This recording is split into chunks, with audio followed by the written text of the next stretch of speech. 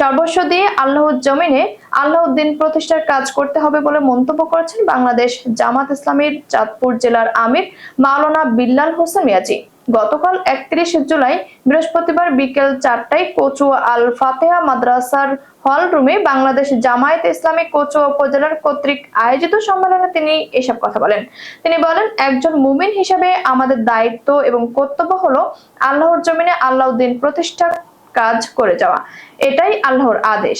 পবিত্র কোরআনের অসংখ্য আয়াতে আল্লাহ রাব্বুল আলামিন আমাদেরকে এই আদেশ করেছেন। তাই একজন মুমিন হিসেবে নিজের সর্বস্ব দিয়ে আল্লাহর জমিনে আল্লাহর দিন প্রতিষ্ঠায় কাজ চালিয়ে যেতে হবে। সেক্ষেত্রে সময়ের কোরবানি, অর্থের কোরবানি এবং শারীরিক কোরবানি দেওয়া লাগবে, যাতে করে আল্লাহ রাব্বুল আলামিন আমাদের উপর সন্তুষ্ট হন এবং আল্লাহ যে ওয়াদা করেছেন পরকালে আমাদেরকে সুসংবাদ দেবেন, আমাদেরকে যেন সেই সুসংবাদ দেন।